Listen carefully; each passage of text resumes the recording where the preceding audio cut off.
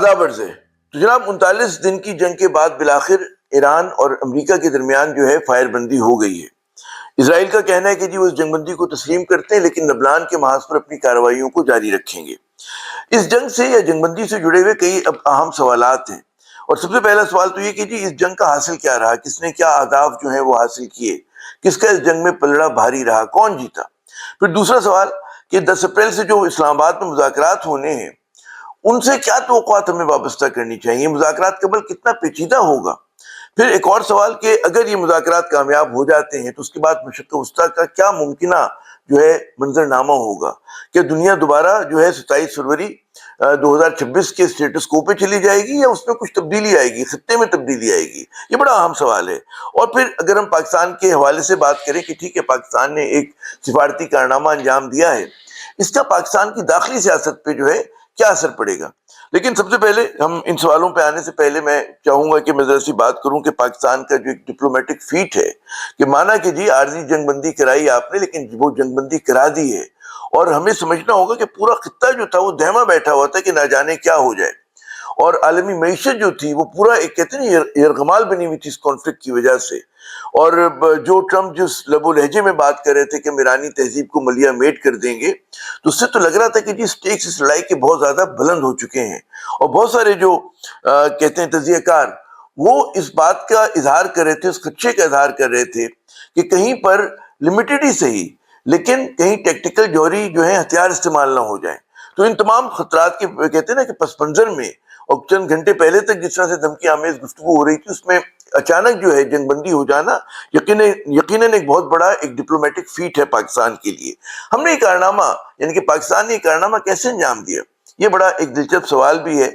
اس میں ہمیں سمجھنا یہ ہوگا کہ پاکستان کے جتنے رائیول ممالک تھے جو آپس میں کہتے ہیں سینگ پھنسائے بیٹھے تھے، ان سے پاکستان کے اچھے تعلقات تھے۔ امریکہ کی بات کریں تو ٹرمپ انتظامیہ کے تحت واشنگٹن میں پاکستان کو بعض معاملات میں قابل اعتماد ساتھی سمجھا جاتا ہے۔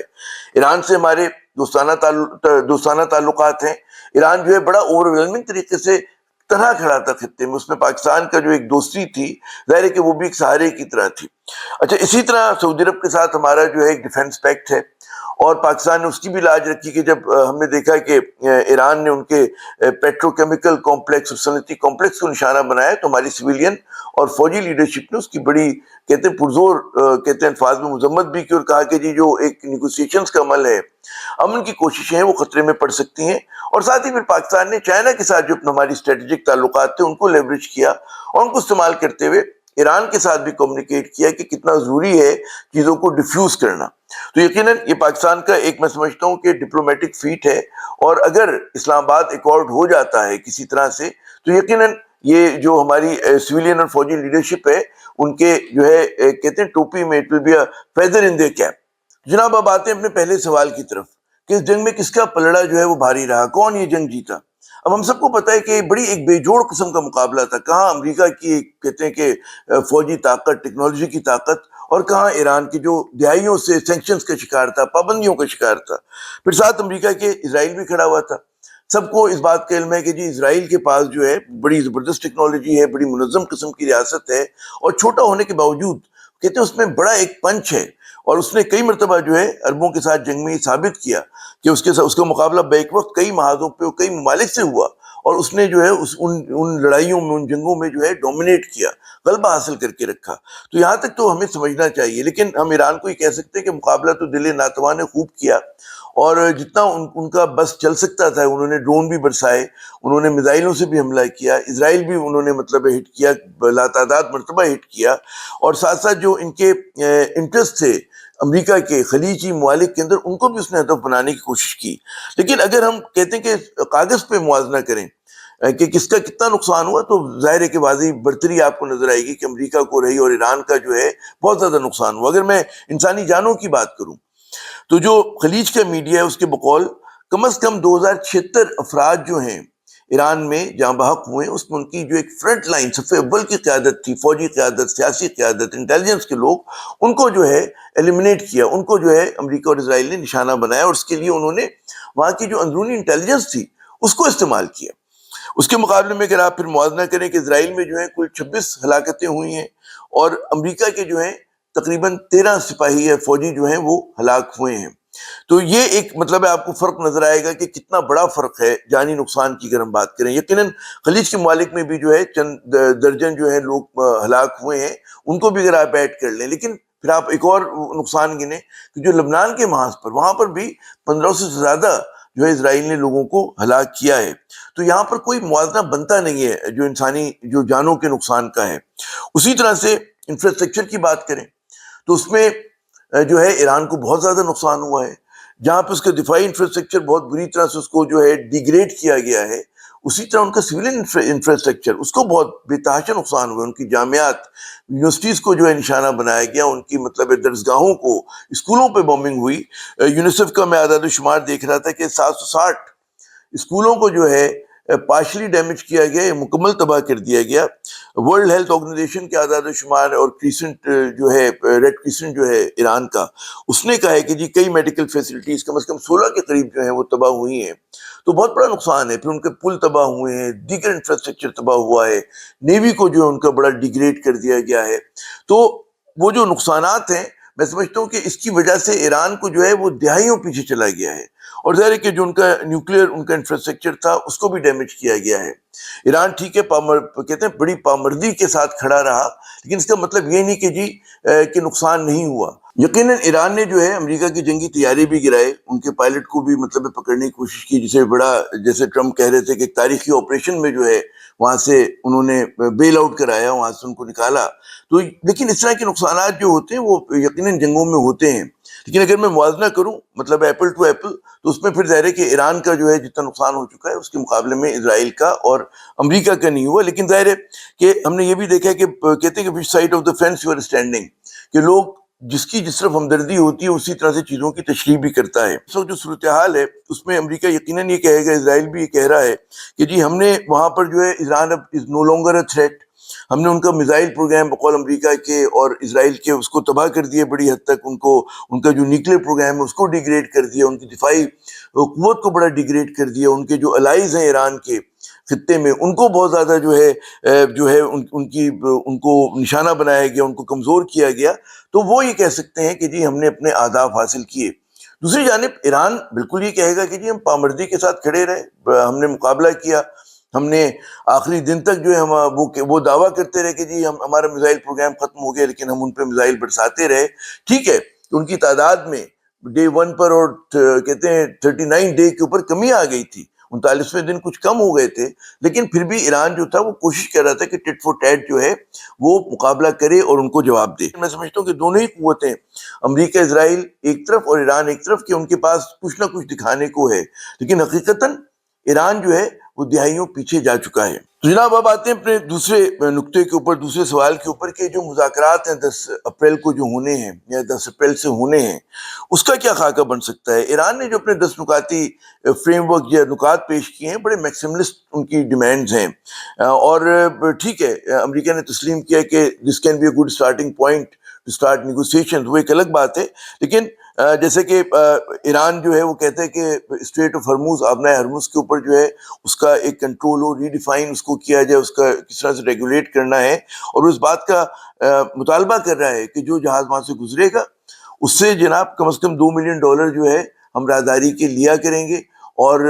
اب یہ جو ایک مطالبہ ہے، کیا یہ جو ہے قابل قبول ہوگا، دنیا کو قابل قبول ہوگا، یا وہ چاہیں گے کہ جی آبنائے ہرمز جو پہلے والی صورتحال کے اوپر ہوتی تھی اسی پر دوبارہ آ جائے؟ کیونکہ ایران کا مطالبہ صرف یہی نہیں کہ اسے $2 ملین لینے، بلکہ وہ یہ کہتے ہیں کہ جی یوان میں جو ہے پیمنٹ ہوگی۔ تو جو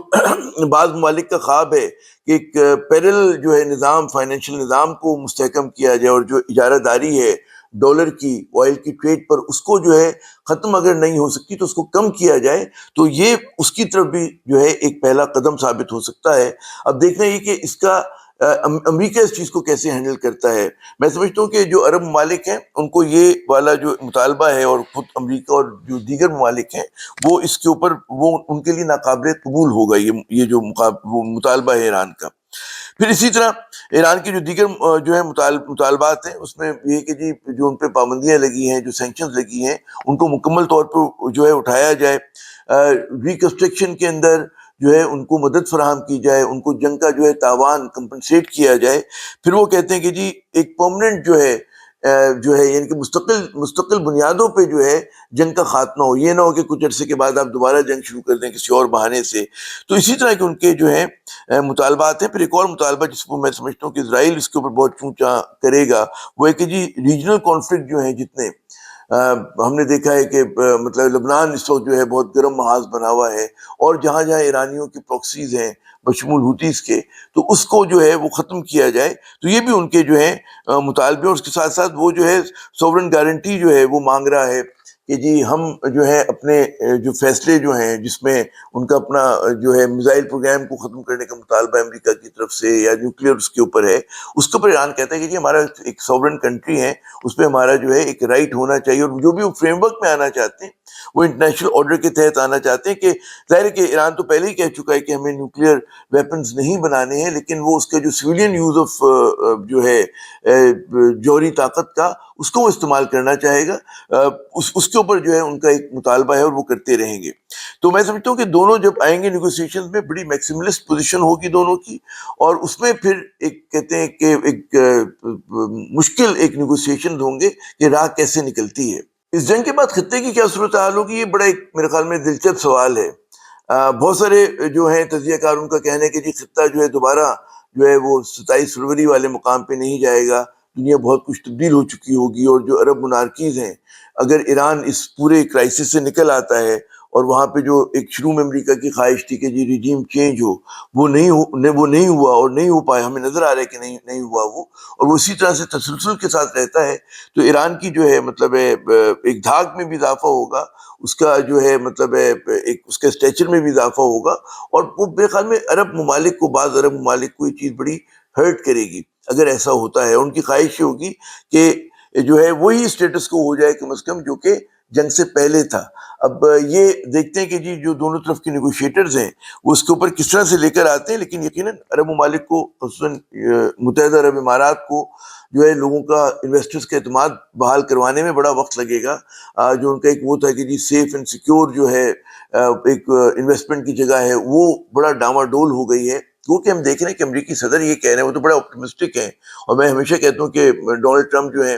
بڑا ایکسٹریمز میں بات کیا کرتے ہیں۔ وہ کہتے ہیں کہ جی ہم جو ہے مطلب ہے کہ بڑا زبردست جو ہے موقع ملے گا انویسٹمنٹ کا، سرمایہ کاری ہوگی، اور ہم اس میں مدد فراہم کریں گے۔ ان کے بڑے بڑے خواب ہیں، جس طرح وہ غزہ کے حوالے سے کہہ رہے تھے کہ جی ریکنسٹرکٹ کر کے ہم اس کو پتہ نہیں کیا ایک جنت کا نمونہ بنا دیں گے۔ تو ان کو ایک اپارچونیٹی نظر آ رہی ہے کہ جب ایران کی ریکنسٹرکشن شروع ہوگی تو اس میں ان کا بھی کوئی حصہ ہو سکتا ہے، اور وہ امریکہ کی بھی کوئی سے ہو سکتی ہے، اور امریکہ کی سے جو ہے ظاہر ہے کہ جو خلیج کی ممالک ہے وہاں پر بھی بڑھے گی۔ تو اب یہ ہر جو اس میں پلیئر ہے وہ اپنے حساب سے اس چیز کو انٹرپریٹ کر رہا ہے، اور وہ چاہیں گے کہ جی ہم میکسیمم ایڈوانٹیج لیں نیگوسیشنز کے اندر جو ہے۔ اور یہ بھی سمجھنا ہوگا کہ یہ جو گفتگو ہو رہی ہے یہ صرف ایران اور امریکہ کے درمیان نہیں ہو رہی ہے، اس پورے کانفلکٹ میں اور بھی جو ہیں پلیئرز ہیں۔ اسرائیل ایک بہت بڑا پلیئرز ہے، اور خود عرب ممالک بھی جو ہیں پلیئرز ہیں، اور وہ اگر براہ راست نہیں تو بلا واسطہ جو ہے امریکہ کو انفلوئنس کرنے کی کوشش کریں گے ان جو ہے نیگوسیشنز میں، ان مذاکرات میں۔ اب آتے ہیں اپنے آخری سوال کی طرف، last but not the least, کہ پاکستان نے جو ایک اتنا بڑا کہتے ہیں سفارتی کارنامہ انجام دیا، اس کا پاکستان کی داخلی سیاست پہ کیا اثر پڑے گا؟ ہمیں پتہ ہے کہ جو پاکستان کا موجودہ سیٹ اپ ہے غیر مقبول سیٹ اپ ہے، اور پاکستان کے بہت سارے لوگ جو اس کی لیجیٹمیسی کے اوپر ایک سوالیہ نشان اٹھاتے ہیں۔ ان کا کہنا ہے کہ جی جو 8 فروری کے انتخابات ہوئے تھے وہ پاکستان کی تاریخ کے سب سے زیادہ دھاندلی زدہ انتخابات تھے، اس لیے وہ کوشچن کرتے ہیں شہباز شریف صاحب کی حکومت کو، اس پورے سیٹ اپ کو۔ تو یقیناً یہ جو سفارتی کامیابی ملی ہے اس کو جو سویلین گورنمنٹ ہے پوری طرح سے لیوریج کرنے کی کوشش کرے گی،